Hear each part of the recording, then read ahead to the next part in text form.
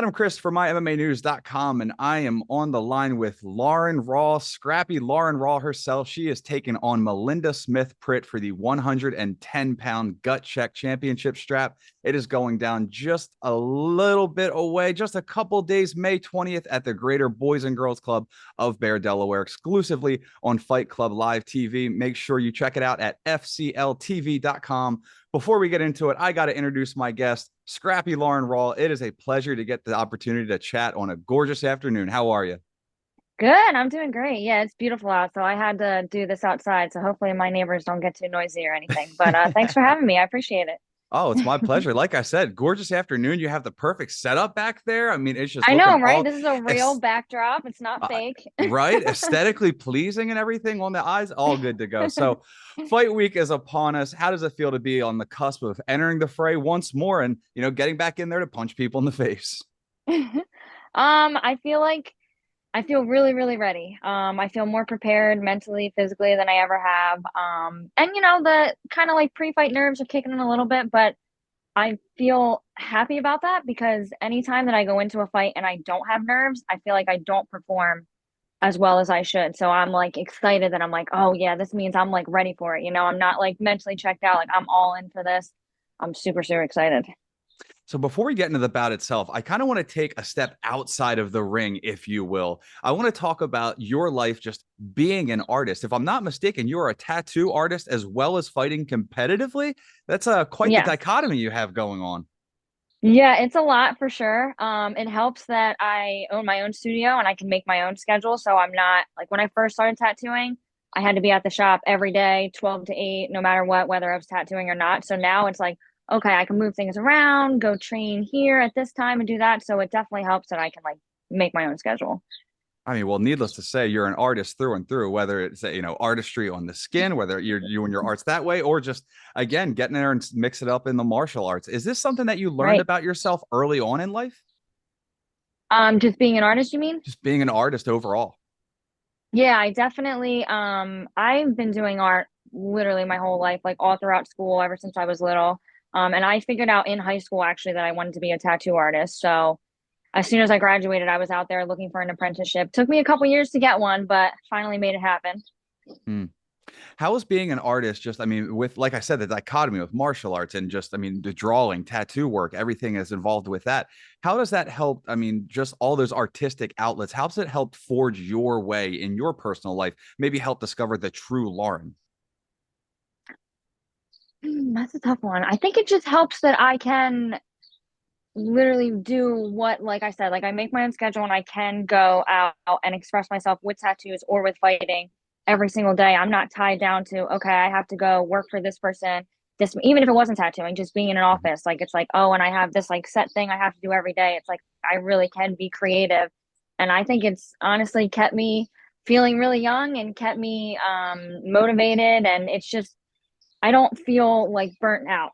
You know what I mean? Mm, So that's really awesome. I'm not like, oh, well, I can't go train today because I have this like big meeting with whatever. It's like, okay, well, if I want to focus on training, I'm just going to focus on training and I'm going to mm. change that. And so yeah, it's awesome. Being able to delve deeply into what you're passionate about, especially when you have to when it takes so much focus. I mean, art within itself obviously takes the focus. Being a fighter, just as well as I do, being able to prepare to take the give and go and take the punches and give the punches and the kicks as it is. I mean, it takes extreme focus. Is that something that you pride yourself on? Almost borderline a form of therapy. Yeah, definitely. I think it helps that I've been tattooing for as long as I have. I don't Mm, think that I, like in the beginning of my career, I wanted to get into training, but I was just not mentally there, not mentally focused. And I wish that I could have changed that about myself and been able to focus on that.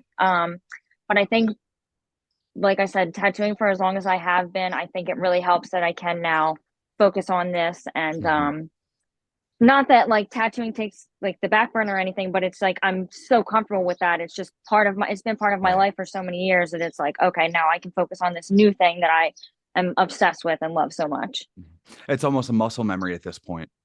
Yeah, for sure. Which like I every love it. tattoo is different for sure, Of but it's course. still the same process and Yeah. so Yeah. it's not like at the beginning I was very like up late at night, like, oh my gosh, how am I going to approach this tattoo? And I Mhm. remember thinking at one point, like, I'm not going to be able to do this career if I'm going to be up late every single night thinking about every single, approach to the tattoo. So now that I'm past that and I'm like comfortable, it's like, all right, now I can fully focus on fighting. That's interesting. And that'll be the last we touch on it.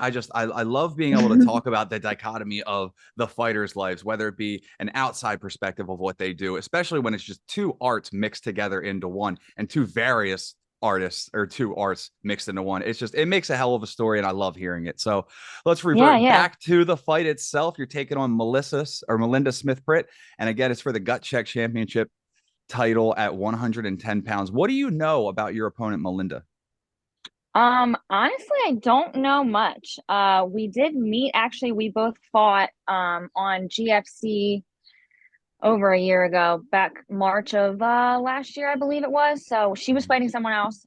We were both like at the beginning of our fight careers. And I know she got a TKO that night, so I know she has power in her hands. But other than that, I really don't know where she's been fighting and what she's been up to. But obviously, she's an exciting fighter if they wanted to give her the shot. So, gonna be prepared no Absolutely. matter what. So I was going to say that segues to my next question, but you sort of answered it for me.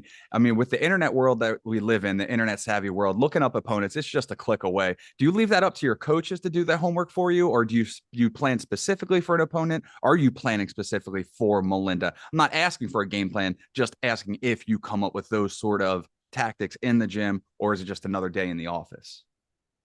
Usually, yeah, like if we have some film, my coach will watch it and he'll come up with a game plan. I leave that all to him. He's the guy. He knows a million times more than me, obviously.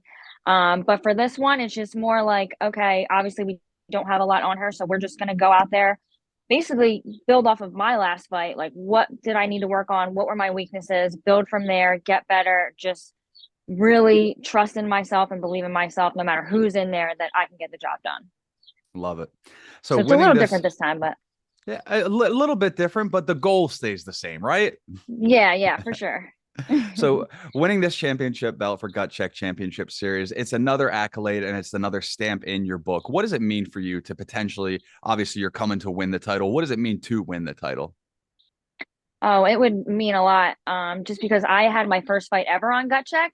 So to be able to come back, go out, fight a lot, come back, and then win the title there would be so huge. And I like appreciate it so much that they would even consider offering me the shot. So it would mean the world. And to just do it for my teammates, family, coaches, everything that has put so much time in for me. And, I've come up short in the past and everyone's like, it's amateurs, it's no biggie, but I always feel like I'm letting other people down. So it would Mm, mean the world to me to be able to win that for everyone else, really.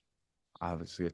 Now, question because once you start stacking up those championship belts in the amateur section of your career, then people start talking about making that jump to the pro levels. Is that anything that's even been in the back burner of your head or thoughts, stirring with your coaches about maybe taking that next step into the pro ranks?